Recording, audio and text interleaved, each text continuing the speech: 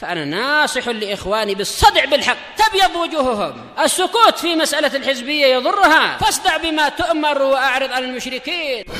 سلامي على دماج ورجالها والشيخ يحيى ودار العلم يا سعد بانيها أصحابه أجمعين أما بعد. Kita lanjutkan pembahasan dari Syarah Sahih Bukhari. Masuk muka surat 245 ya untuk cetakan lama.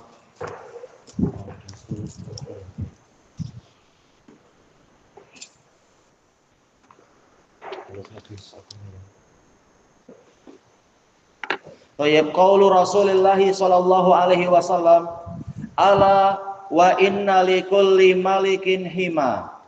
Ketahuilah dan sesungguhnya setiap raja itu memiliki area yang terlarang, tanah larangan. Fihi tanbihun ala anna kulla malik. Di sini ada peringatan bahwasanya setiap raja minal muluk, dari raja-raja yang ada, lahu dairatun mahmiyah, dia memiliki area yang dilindungi.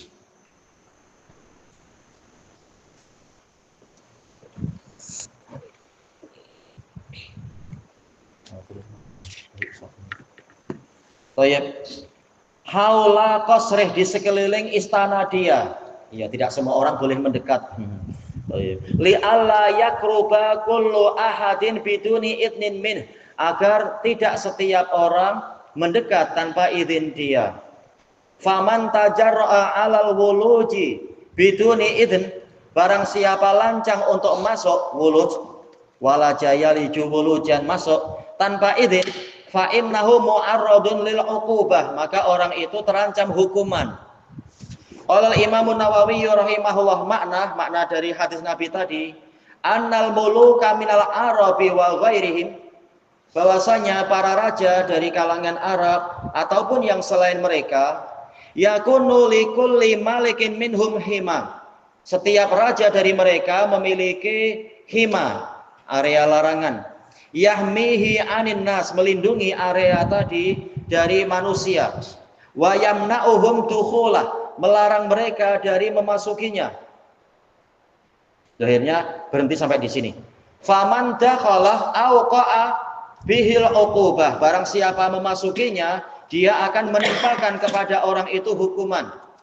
Wa man ihtata li nafsih, orang yang berjaga-jaga, ihtata yaitu berhati-hati untuk dirinya sendiri, la yuqaribu dzalikal hima, dia tidak mendekat ke area larangan tadi.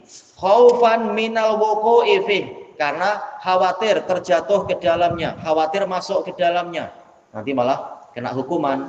Kalau hukumannya sekedar disuruh cuci pinggan, mungkin ringan. Ya rahmukallah. Kalau hukumannya dicambuk atau apa, wah itu menyakitkan tentunya ya. Selesai dari Syarah Nawawi.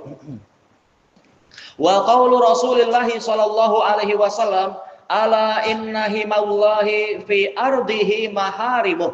Ketahuilah sesungguhnya area larangan Allah di buminya adalah perkara-perkara yang dia larang. Kenapa di buminya ya? Enggak ada yang di Mars kah, di Pluto kah? Ya emang manusia di bumi aja ya, bukan kemana-mana. Tak perlu susah payah kemana-mana. Baik. Hakadza fi riwayati Zakaria, demikianlah dalam riwayat Zakaria anis Sya'bi anin Nu'man marfu'an. Wa amma ma, wah ini terulang lagi nih. Wa amma ma, harusnya kan kurang ma ini.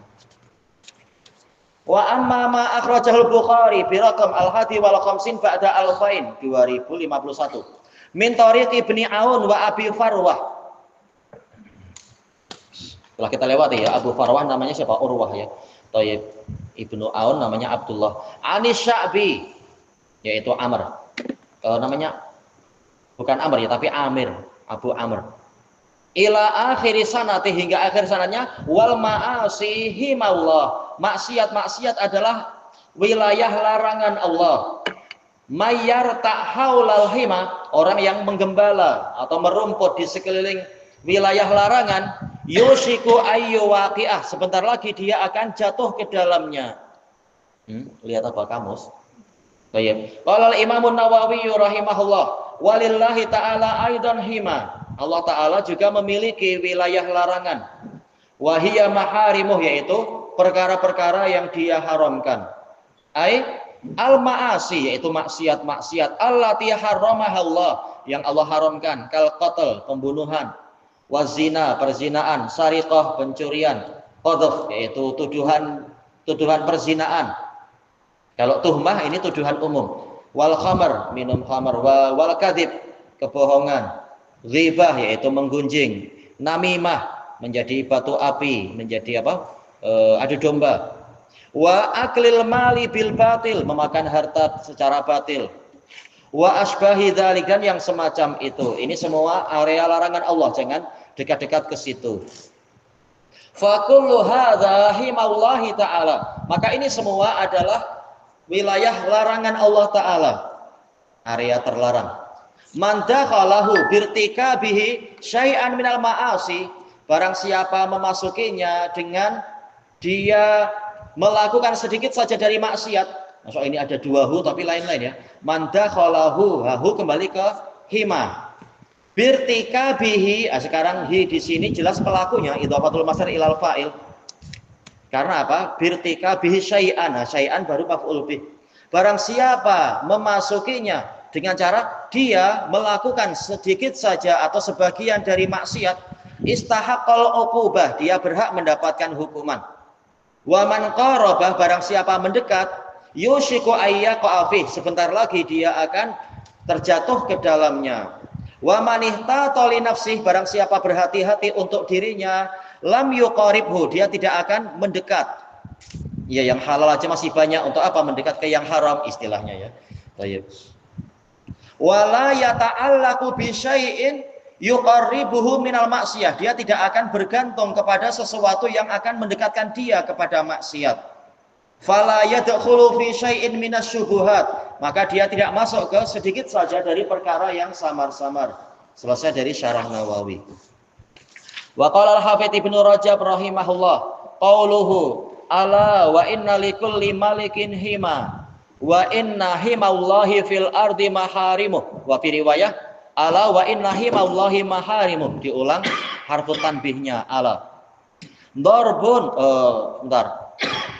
darbu masalin, yaitu dibuat perumpamaan lima harimillah, kecuali kalau Nabi berarti apa? Daraba, tapi yang betul sudah ya, tak mungkin daraba masalan.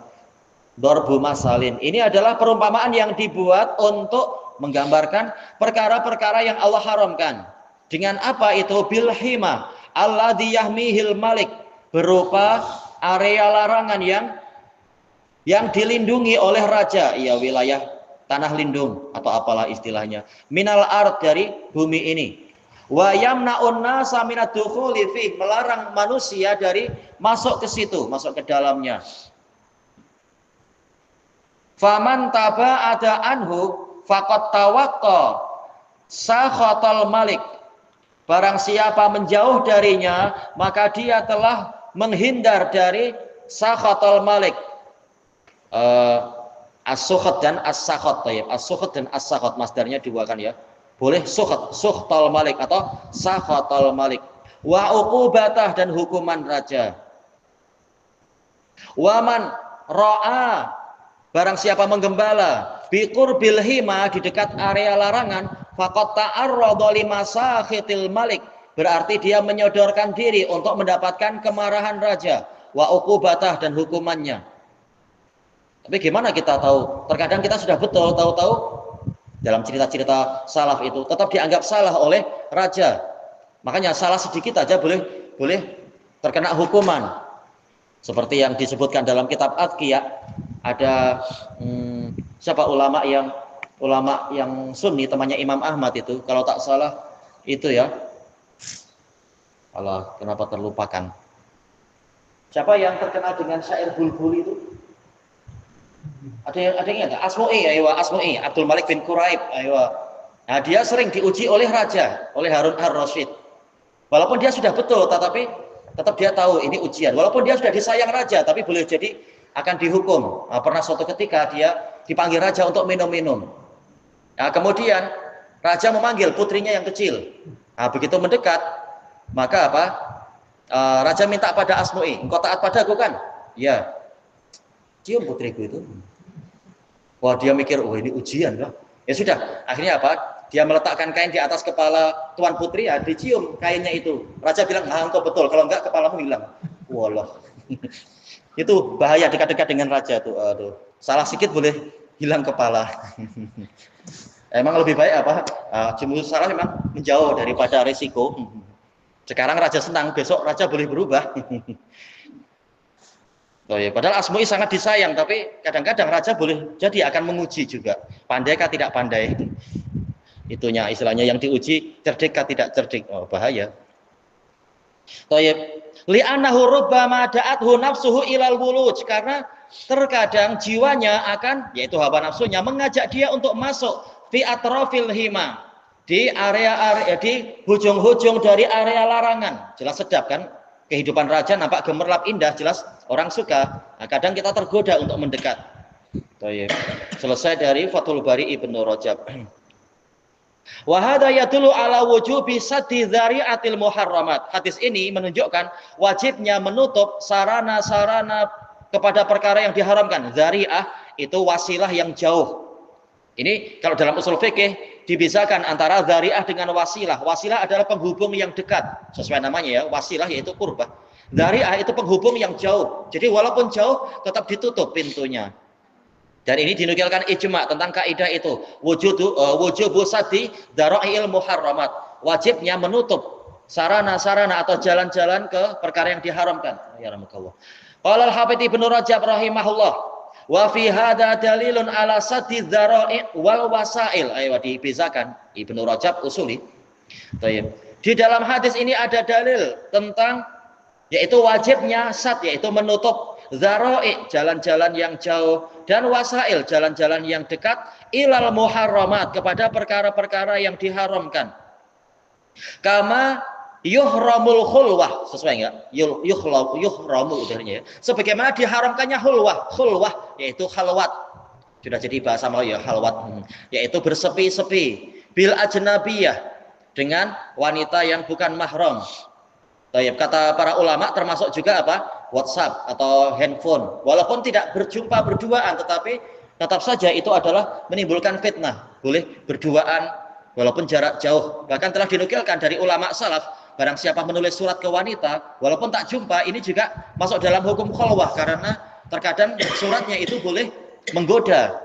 Iya, dengan bahasa sastra atau bahasa yang mendayu-dayu atau janji yang manis atau apa, wanita hatinya lemah, mudah tertipu dan sebagainya. Maka ini juga kata mereka termasuk khulwah, bersepi-sepi walaupun tidak berjumpa langsung, karena fitnahnya sama, menimbulkan fitnah yang sama. Kama yuhramu syurbu qalili ma yuskiru kasiruh, sebagaimana diharamkan meminum sesuatu yang sedikit, yang mana kalau banyak itu memabukkan. Untuk menutup pintu jangan sampai minum banyak-banyak, maka yang sedikit pun tak boleh. Kalau dia memang terbukti kalau banyak akan memabukkan. Wa kama yunha anis sholati ba'da subuh, sebagaimana juga dilarang salat setelah subuh. Wa ba'dal asar, dan salat setelah asar. Khasyata sholati inda tulu'is syams, karena dikhawatirkan nanti orang itu sholat tatkala matahari terbit. Wa inda ghurubiha, tatkala matahari terbenam. Memangnya kenapa kalau sholat di waktu itu? Kenapa terlarang? Ya? Orang Nasrani. Oh, tidak harus Nasrani, tapi secara umum orang iya, orang-orang kafir mereka menyembah matahari. Nah, dan setan meletakkan kepalanya atau tanduknya di situ, merasa dirinya disembah. Padahal orang-orang menyembah matahari. Nah, kita dilarang menyerupai mereka walaupun tidak ada niat. Thayyib. Kama yumna'u min apa ini? Taharrukil qublah. Sesuai enggak ya? Bukan kiblah, qublah. Sebagaimana dilarang dari menggerakkan ciuman syahwatah, yaitu ciuman akan menggerakkan syahwat. Maka fi siyamih, Oh, sebentar, ini berarti harus man ya, tak mungkin min. Kama yuhramu man tuharrikul qiblatu syahwatah fi siyami, sebagaimana dilarang orang yang mana ciuman akan menggerakkan syahwat dia. Berarti qiblah sebagai fa'il dari tuharriku, yaitu ciuman akan menggerakkan syahwat dia di dalam puasanya minal qiblah, karena ciuman tadi. Nabi mencium, Ummi Salamah mencium juga siapa? Aisyah. Tapi Aisyah mengatakan, wa ayyukum yamliku irbah, siapa dari kalian yang mampu menguasai syahwatnya? Yang mampu tidak masalah, yang tidak mampu jangan. Pintunya ditutup. Kama yu'maru man yubashiru ra'atahu fi hali haidhiha, sebagaimana orang yang menggauli istrinya, berpelukan dengan istrinya di waktu haidnya, dilarang dari diperintahkan untuk apa? Ayyubashiraha min fauqi izar, untuk menggaulinya di atas izar, yaitu ada kain yang membatasi. Ma baina surratiha wa rukbatiha, antara pusatnya dan lututnya. Thayyib. Kama yudmanu. Kama yudammanu man sayyabada batahu naharan bi qurbi zar'i ghairi fatufsiduh, sebagaimana yudamman, yaitu diwajibkan membayar jaminan, membayar ganti rugi orang yang melepaskan sayyaba, melepaskan dabatah, hewannya di siang hari berdekatan dengan tanaman orang lain, sehingga hewan ini merusak tanaman orang lain. Adapun kalau malam hari, itu jumhur ulama mengatakan tidak wajib membayar ganti rugi, yang penting dia sudah menjaga ya, bukan membiarkan memang makan kemana-mana. Tapi kalau yang di siang hari, kemungkinan dia sudah berusaha menjaga harusnya karena siang. Tapi kenapa dia membiarkan? Memang dianya yang lalai, membiarkan hewannya itu memakan tanaman-tanaman orang lain. Au arsala kalbahu lisayd, atau dia melepaskan anjingnya untuk berburu fil hil, di tanah yang halal, tapi biqurbil huram, tapi dekat dengan tanah haram. Padahal mungkin aja anjingnya akan masuk itu. Anjing mana paham tulisan no trespass? Anjing tak paham, walaupun dia terlatih, dia tak tahu bahasa kita, tulisan kita. Fasada fihi, kemudian anjing itu memburu hewan di area larangan, ia masuk ke tanah haram. Jelas dia harus membayar ganti rugi. Karena apa? Dekat-dekat dengan tanah haram sehingga masuk ke tanah haram betulan. Fa innahu yudammanu fi surataini alal asah. Maka orang ini di dalam dua bentuk tadi, masalah hewan yang masuk ke area pertanian dengan apa? Anjing yang berburu di tanah larangan tadi, walaupun belum sampai masuk tadinya, tapi ya karena dekat-dekat akhirnya masuk, maka dia yudamman, wajib membayar ganti rugi, dia wajibkan membayar jaminan menurut pendapat yang sahih. Baik. Selesai dari Fathul Bari Ibnu Rajab. Wa qaulu Rasulillah sallallahu alaihi wasallam, ala wa inna fil jasadi mudghah. Ketahuilah sesungguhnya di dalam jasad ada mudghah, ada segumpal daging yang seukuran apa yang mungkin untuk yumdak, yaitu dikunyah di mulut. Fihi isyaratun ila sighari hadzal udh. Di dalam hadis ini ada isyarat betapa kecilnya anggota badan ini, kecil tapi menjadi raja bagi semua. Baik. Qala al-Imam an-Nawawi rahimahullah, wal mudghah al-qita'atu minal lahm, potongan daging, summiyat bidzalik, daging tadi dipanggil mudghah li'annaha tumdaghu fil fam, karena dia dikunyah dalam mulut, yaitu dimasukkan dan dikunyah dalam mulut, lisi ghoriha, karena dia kecil saja. Qalu, para ulama mengatakan al-murad tasghirul qalb, maksudnya di sini adalah jantung itu kecil, binisbati ila baqil jasad, dibandingkan dengan anggota badan yang lainnya. Ma'anna sholahal jasad, padahal baiknya jasad wa fasadah, dan rusaknya jasad tabi'ani lil qalb, itu mengikuti jantung. Selesai dari syarah Nawawi. Wa qaulu Rasulillah sallallahu alaihi wasallam, idza salahat salahal jasadu kulluh wa idza fasadat fasadal jasadu kulluh. Hada yadullu ala anna hadhil mudghah, ini menunjukkan bahwasanya daging tadi qabilatun lil islahi wal ifsad, menerima perbaikan dan menerima perusakan. Iya, mungkin jadi baik, mungkin jadi rusak. Makanya kita berdoa pada Allah untuk memperbaiki jantung-jantung kita itu, hati kita. Wa dzalika yu'assiru ala sa'iril jasad, dan itu akan berpengaruh, berkesan pada seluruh badan kita. Qala Imam Nawawi rahimahullah, qala ahlul lughah yuqal salaha syai' wa fasada bi fathil lam wasin. Salaha fasada wa dhammihima saluha dan fasuda. Wal fatah afsah wal ashar wa ashar. Yang paling terkenal dan fasih adalah salaha dan fasada. Selesai dari Syarah Nawawi. Wa qaulu Rasulillah sallallahu alaihi wasallam ala wahyal qalb. Ketahuilah dia itu jantung, yakni hadzal udwu as-shaghir huwal qalb. Anggota badan yang kecil ini adalah jantung. Qala al-Hafidz Ibnu Jauzi rahimahullah, wa summiyal qalbu qalban. Jantung dipanggil qalb litaqallubihi fil umur, karena dia berbolak-balik dalam urusannya. Ya, terkadang takut, terkadang berani, terkadang tegas, terkadang lembik, terkadang apalah ya, kedekut, terkadang apa lawan dari kedekut apa? Dermawan dan sebagainya. Terkadang beriman, terkadang kufur. Oh, naudzubillah. Dan seterusnya, hati berbolak-balik. Pagi hari mukmin, petang hari sudah kafir kata Nabi, atau sebaliknya.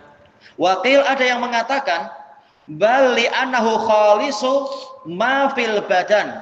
Qalbun dikatakan qalbun karena dia adalah yang murni dari badan kita. Wa khalisu kulli syai' qalbuh. Sesuatu yang murni dari segalanya itu dipanggil qalb. Mungkin wallahu alam. Baik, selesai dari Kasful Muskil. Ini faidah istilah. Qala al-Hafidz Ibnu Mulakin rahimahullah, al-qalbu summiya bidzalik litaqallubihi wa sur'atil khawatiri fi. Jantung dipanggil qalb karena taqallubih, berbolak-baliknya dia. Wa sur'atil khawatiri fi, dan cepatnya bisikan hati. Khawatir yaitu desiran atau bisikan hati. Iya, pikiran cepat sekali, keluar masuk gonta-ganti. Kita dalam sekali sholat berapa yang kita pikirkan? Banyak. Setan berusaha mengingatkan kita ini dan itu, buat kita sibuk. Na'udzubillah. Wa taraddudiha alaih, dan berbolak-baliknya bisikan tadi kepadanya. Wa asluhu al-masdar, asal dari qalb adalah berupa masdar dia. Masdar dari apa ya? Qalaba yaqlubu qalban kah? Jelas fi'il madinya qalaba ma'ruf. Cuma fi'il mudhari'nya apa ya? Jadi kalau qalaba yuqallibu taqliban.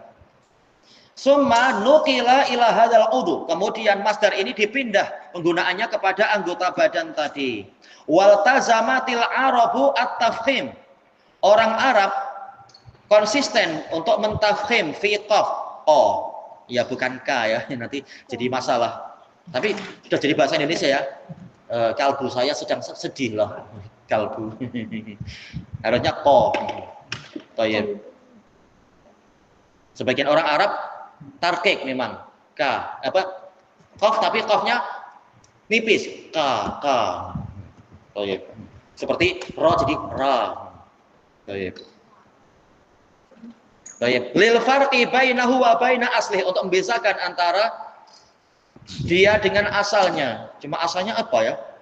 Jelas asal dari qaf kan memang huruf yang tebal asalnya.